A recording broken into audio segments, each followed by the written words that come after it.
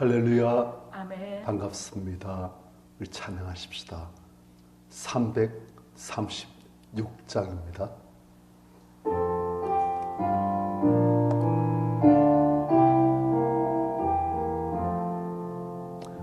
환난과 비박 중에도 성도는 신앙 지켰네.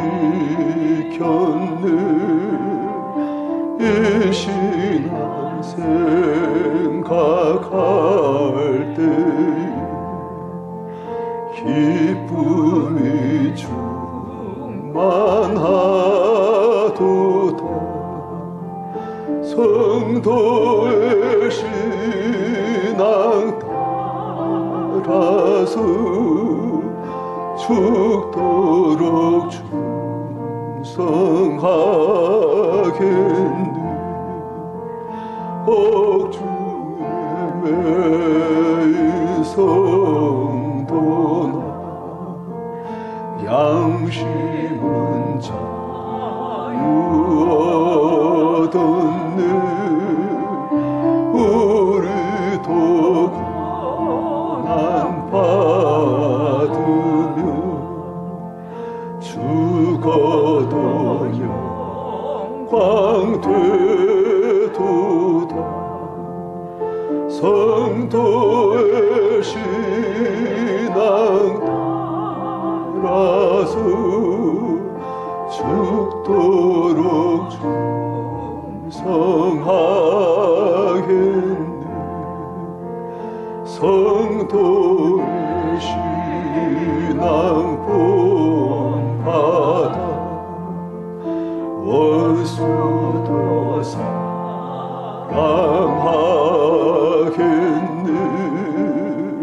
인자한 행실로 이 신앙 전파하리라. 성도의 신앙 따라서 죽도록 충성하겠네.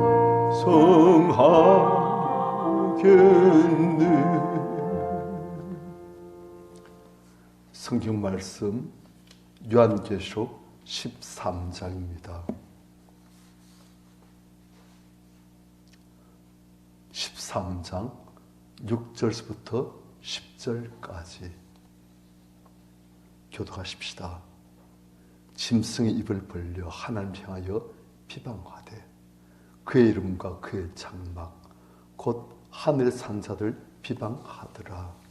또 권세를 받아 성도들과 싸워 이기게 되고 각 족속과 백성과 방언과 나라를 다스리는 권세를 받으니 죽임을 당한 어린 양의 생명책에 창세 이후로 이름이 기록되지 못하고 이 땅의 산자들은 다 그 짐승에게 경배하리라.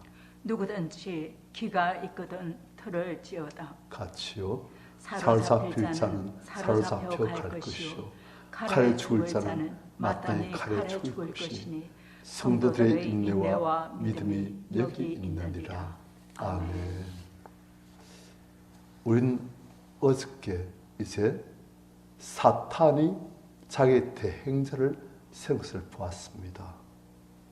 사탄 영적인 존재인데 자기의 대행자, 당시에는 로마 황제, 네로로 상징되신 로마 황제예요. 그 대행자를 통해서 이제 교회를 괴롭히고 박해하고 괴멸하려고 하는 거예요. 그래서 사탄의 역사니까 이젠 이 로마 황제가 황제 수표를 강행하게 되었고 강요하게 되었고 교회는 많은 어려움을 겪게 되는 것이요. 그리고 이 로마 황제는 하나님을 6절 짐승의 입을 벌려 하나님을 향하여 비방하되 그의 이름과 그의 장막 곧 하늘 산자들 비방하더라. 이 짐승은 어제 보니까 과장되고 신성모독을 말하는 입, 그걸 가지고 예수님 다시 오실 때까지 계속 활동할 수 있는 그런 권세를 하나님께서 허락해 주신 거예요. 그러니까 짐승 무엇을 하냐? 6절 입을 벌려 로마 황제가 하나님을 향해서 비방하되 그의 이름 하나님의 이름과 그의 장막 하나님의 장막인 곧 하늘 산자들을 비방하더라. 하늘 산자들은 문자 그대로 하늘에 있는 천국에 있는 성도를 말하는 게 아닙니다. 땅의 산자들을 대비한 하늘 산자들이에요. 그러니까 하늘 산자들은 하나님을 모르는 사람들이 아니고 하나님을 아는, 하나님을 경배하며 섬기며 예수 그리스도를 따르는 교회 성도들을 말하고 있습니다. 그러니까 이 로마 황제가 누구를 비방한다? 하나님을 비방하고 하나님의 장막인 교회 성도들 비방한다. 그렇게 되어 있어요. 실제로 그랬어요. 교회 성도들에게 모든 죄를 뒤집으시고 이것들이 감히 어디서 로마 황제를 숭배 안에 경배 안에 이 건방진 것들 그것이 가지고 교회 온갖 악한 말을 다 하고 교회를 박해하는 거예요. 그런데 우리 여기서 재밌는 게 있습니다. 짐승이 그의 이름과 그의 장막 곧 하늘 산자를 되어 있어요. 그러니까 교회 성도들이 하나님의 장막이 다 되어 있습니다. 교회 성도들이 하나님의 장막, 하나님께서 거하신 처소란 거예요. 우리가 하나님 품에 거하지만 하나님께서도 우리 안에 우리와 함께 그분의 처소를 두시기를 기뻐하신다는 거예요. 아멘. 하나님께서 가장 자기 마음이 편하신 곳, 기쁘신 곳 어디냐? 하나님을 경배하는 성도들의 그 자리, 성도들 있는 곳이, 성도들과 함께 있는 것이 하나님의 가장 큰 안식처라는 거예요. 우리가 처음 갔을 때는 우리의 영혼토록 하나님의 성전이 되었습니다. 이 땅에서도 하나님을 정말 사랑하며 감사하며 하나님을 찬양하며 경배하는 그 자리에 하나님께서는 임하시는 거예요. 우리 교회가 그런 교회가 되어질 것입니다. 아멘. 우리의 찬양이 진심이 되어지고 우리 찬양이 우리 마음과 우리 온 전 존재를 다 드리는 마음을 다하고 뜻을 다하고 힘을 다해 하나님을 사랑하고 경배하며 찬양할 때 하나님께서는 그 자리에 장엄하게 거룩하게 임재하시면서 하나님 영광을 우리 하여금 참게 만드시는 거예요. 그래가지고 주 영광교회라는 그 이름이 실제적으로 이루어집니다. 하나님의 영광이 나타나는 교회, 하나님 영광을 온 세계에 전파하는 교회. 제가 전에 말씀드렸지 않습니까? 하나님, 우리 예배드릴 때 하나님 영광이 임하시면 그건 좋은데 그 하나님 영광이 이제 온라인으로 세계 수많은 성도들에게 나에게 성취되어지고 그들이 그 온라인 예배를 보게 되실 때 과연 그것도 하나님 영광이 임할까요? 제가 그게 의문했던 거예요. 그리고 하나님께서는 그에 대한 답으로 지금 제가 말씀드렸지만 황경 집사님이 자기가 어디 아파가지고 기도해가지고 나았다는 그걸 한번 우리 예배 시간에 간절히 했지요. 그랬지만 그 다음 주에 황경 집사님이 또 우리한테 간증하기를 자기가 그 이야기를 자기가 아는 한 분에게 이야기했더만은 그분이 그 우리 교회 예배 그걸 유튜브 올려진 걸 그걸 보고 자기 봤더만 자기도 그때 그것 덕분에 나았다면서 그때 제가 이제 하나님 주신 증거를 받은 거예요. 그 황수님이 자기가 기도해가지고 몸이 나았다는 하나님 은혜로 나았다는 그걸 간증하는데 그걸 유튜브로 보면서 자기도 그에 나아져 버리고 그래서 증거를 주신 거예요. 봐라, 되지 않느냐. 하나님 영광이 우리 교회 예배에 나타나게 되었을 때 우리 전심에 진심으로 감사하며 사모하며 기뻐하며 찬양드리고 우리 함께 예배드릴 때 하나님과의 하나님께서 그 자리에 임하시고 하나님과의 나타날 때 그 하나님과의 우리에게만 임하신 게 아니고 온라인상으로 그 유튜브를 보고 그걸 듣는 온라인상으로 예배에 동참하는 성도들에게도 같이 임한다는 거예요. 아멘. 그래서 그렇게 하시구나. 증거를 주신 것이요. 그래서 하나님은 어디 장막을 치신다? 성도의 하나님을 삼은 성도들 그 사이에 항상 장막을 치시고 같이 계시고 하나님 계시면 하나님과는 나타나는 거예요. 아멘. 그런데 이러한 하나님을 로마 황제 같은 그런 세상 권력자들이 마귀의 대행자 돼가지고 비방하는 거예요. 그리고 7절 또 권세를 받아 성들과 싸워 이기게 되고 아니 짐승이 권세를 받아서 성들과 싸워서 어떻게 된다고요? 이기게 된다. 누가 이긴다? 짐승이.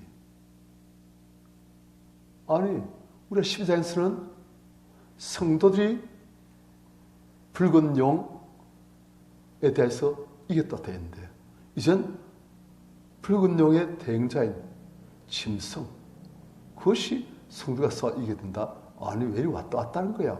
그게 아니에요. 왔다 갔다 하는 게 아니고 어떤 면에서 보면 성도인 것이고 어떤 면에서 보면 짐승인 거예요. 외관상은 누가 이깁니까? 짐승입니다. 상권세로 상법률로 총과 칼로 그리고 나가면 성들이 그걸 어떻게 합니까?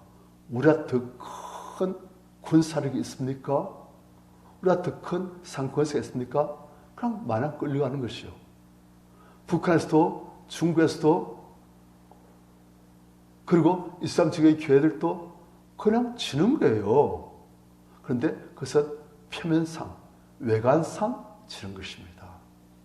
그런데 지금 여기서는 외관상 지는 것을, 외관상 짐승이 있는 것을 지금 말씀하고 있는 거예요. 그래서 우리가 그걸 측면을 정확히 아시고 그렇게 보면 됩니다. 짐승의 권세를 봐서 성들과 싸워 이기게 되고 각 족속과 백성과 방과 나라를 다스린 권세를 받으니 로마 황제가 그런 식으로 온 세계 각 족속, 백성, 방은 나라 다 다스린 거예요. 교회에 대해서도 압제를 펼치면서 교회에 대해서 강압적으로 하니까 교회가 상주로 치는 겁니다. 그러니까 어떻게 되냐? 외관상 보는 것만 볼 줄 아는 사람들. 그 사람들은 어떻게 되냐? 8절 죽임을 당한 어린 양의 생명책에 창세 이후로 이름이 기록되지 못하고 이 땅에 산 자들, 즉 영적으로 아무도 모르는 자들, 그 사람들은 다 그 짐승에게 경배하리라. 다 로마 황제 숭배하는 거예요. 마치 일제시대 때 수많은 한국의 사람들이, 조선 사람들이 일제치에서 신사 참패했던 것처럼 그렇게 한다는 거예요.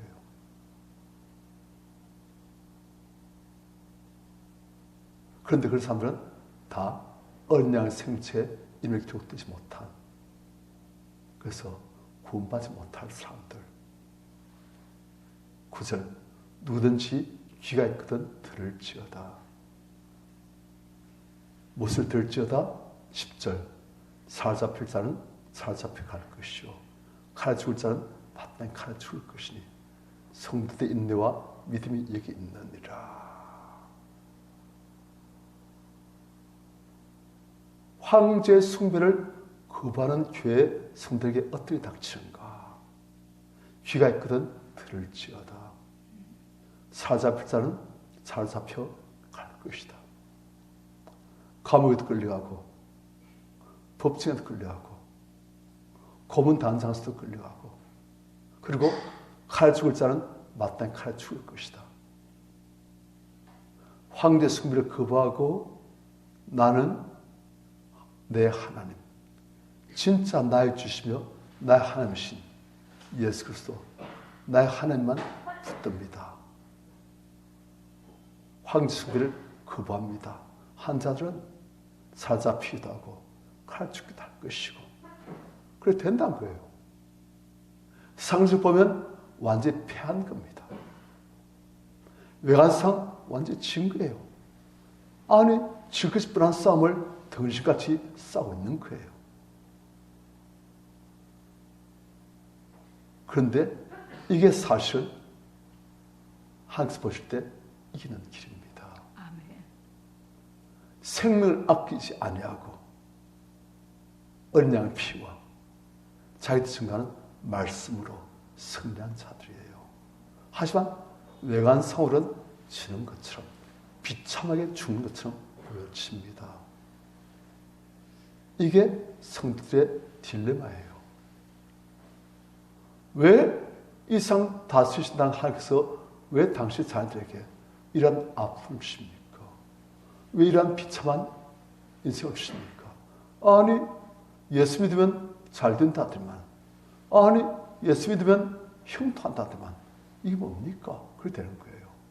그런데 우리는 하나님의 잘 된다는 것, 형통한다는 것, 그것이 어떤 의미인지를 바로 알아야 됩니다. 순서가 있는 거예요. 우선 순서가 있는 거예요. 우선순위. 영혼이 잘된 것 같이 범사 잘 되시고 강건한 하나님은 우리의 진짜 본체인 우리의 영혼, 우리의 영을 바로 잘되게 만드시려고 하십니다. 아멘. 그게 최고예요. 영혼이 잘된 것 같이 범사 잘 되시고 마음도 육신도 상진 일들도 잘되게 하신 것이 하나님 우선순위시, 영적은 죽어지고 영혼을 지옥 갈 자가 로마 항처럼 폼자 왔자 죽으면 뭐합니까? 하여튼 우리에게 우선순위를 항상 가르치시고 그리고 진짜 잘된 길로, 영원히 잘된 길로 우리를 인도하십니다. 영원히 주와 함께 다스릴 자. 그래서 우리는 이 딜레마를 우리가 우선순위란 개념에서 풀어나가면 다 풀려집니다. 그런데 그걸 모르고 아니 예수 믿으면 다 잘 된다면서 그것만 따지면은 많이 깔린 거예요. 실추가 되어지고 의심하게 되어지고. 그런데 하나님의 우선순위를 알게 되시고, 왜 하나님께서 그 우선순위를 지키십니까? 진짜 우리의 본체를 잘되게 하시는 거예요. 우리 본체는 이 몸뚱아리 아니에요. 이건 잠시 쓰다가 버릴 천막입니다. 저도 지난주에 어머니가 소천하셨는데 그 어머니의 시신을 염한 걸 보니까 아주 부드럽고 그 어머니 얼굴 보니까 너무 참 그립고 이젠 다시는 이 땅에서는 이런 걸 볼 수가 없구나. 그러니까 마음이 너무 아프고, 그리고 그 어머니를 이제 염했다가 입관하고 그 다음 화장실에 가서 그 관째로 화로에 집어넣고 1시간 반쯤 지나니까 이제는 나무도 다 타버리고 살도 다 타버리고 머리털도 다 타버리고 이젠 뼈만, 굵은 뼈는 아직까지도 조각이 남아있고 잔뼈는 가루가 돼버리고 그다음 그 뼈까지도 갈아가지고, 그러니까 한 점 뼈밖에 안 나와요. 그 뼈를 담은 분골함, 가진 뼈가루, 그 함을 품에 안으니까 아직까지도 그 화로에 열기가 남아서 따뜻한 게 마치 어머니 몸을 안고 있는 것 같은 그런 기분이 드는데 그 한 점밖에 안 되더라고요. 그게 육신이에요. 그게 우리의 본체가 아니랄까요? 우리 잠시 쓰는 거예요. 우리의 본체는 하나님께서 지으신 영입니다. 하나님께서는 우리의 본체를 잘되게 하시는 것이 최 목적이에요. 우리의 본체가 하나님 형상으로, 예수 형상으로 회복되시고, 그리고 이제는 하늘에서 다시금 덧입히시는 신령한 몸으로 주와 함께 영원히 살도록, 주와 함께 다스린 자를 살도록, 그게 하나님의 목적이에요. 그래서 우리는 그것을 알고 이 땅에서는 우리가 영혼 잘 되실 것, 그걸 채우시고 그 다음에 혼도, 육신도, 하늘도, 환경도 그 따라오는 거예요. 하지만 제일 중요한 것을 놓치면 다 잃는 거예요. 그래서 하나님께서는 우리가 여기서 사로잡힐 자를 사로잡히게 하시고 죽을 자는 죽게 하시고 옥중에 매인 성도는 양심의 자유를 얻고 믿음의 자유를, 믿음의 정지를 지키고 죽을지라도 영원히 영광을 받게 되어지고 하나님께서는 그렇게 하시는 거예요.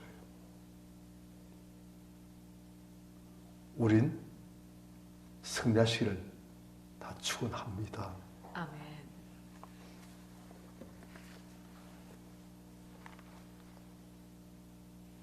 찬송가 341장입니다.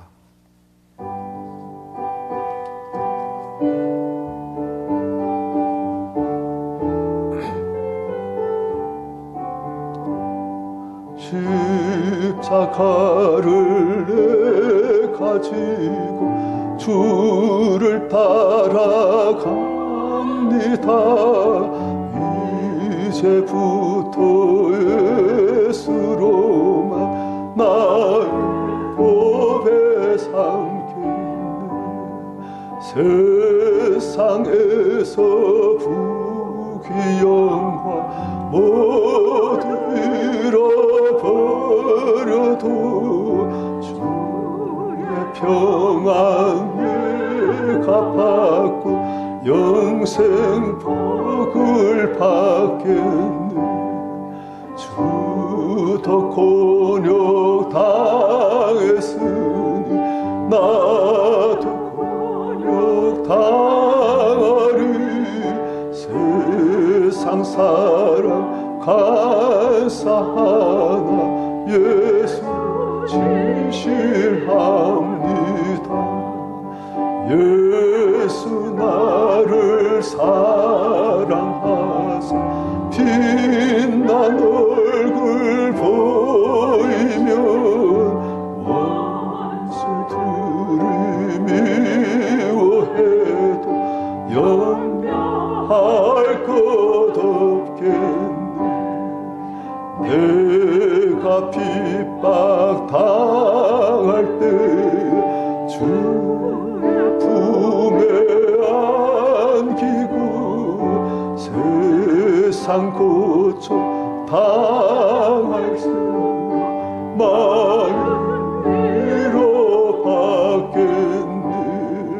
주가 주신 기쁨에 기뻐할 건 무엇냐. 주가 나를 사랑하니 기뻐할 것 뿐일세. 성경에서는 고난에 대해서 자주 말씀합니다. 우리가 시험을 당할 때 온전히 기뻐하라고. 우리의 믿음의 시련이 인내를 만들어낸다고. 인내를 온전히 이루라고. 인내를 통해서 우리가 온전하고 구비하여 좀 더 부족함이 없게 하신다고. 그래요. 우리가 악한 마귀로부터 시험을 받는 게 아니에요. 각가의 시험을 우리가 받고 어려움도 있고, 하지만 이를 통해서 우리가 온전하고 구비되어지도록 좀 더 부족함이 없도록 항상 만들어 주십니다. 그게 고난의 비밀이에요. 성도에게는 고난이 어찌 보면 필수입니다. 고난 통해서 우리가 주를 붙들면 하늘께서 선을 이루게 하시고 우리가 온전하고 구비하여 좀 더 부족함이 없는 하나님 사람 되도록 만드시는 거예요. 그래서 우리는 하나님이 능력이 없으셔서가 아니에요. 하나님 우리를 버리신 게 아니에요. 무관심해서 그런 게 아니에요. 실수하신 게 아닙니다. 하나님께서는 이 모든 고난들 우리 허락하십니다. 고난을 통해서 하나님의 아름다운 거룩한 계획을 이루어 가시는 거예요. 우리가 우리 닥친 고난 사로잡힌 자는 사로잡혀 갈 것이고 칼을 죽을 자는 칼을 죽을 것이라. 그것이 우리 허락되신 길이라면, 가야 할 길이라면 우리가 십자가를 지고 가는 겁니다. 힘들지요, 두렵지요. 하지만 그게 영광의 길입니다. 우리가 승리할 수 있도록, 우리가 거룩해지도록, 하나님께 보실 때 진짜 승리한 자가 되도록 우리의 시간 주일 차시고 같이 기도하겠습니다. 주여,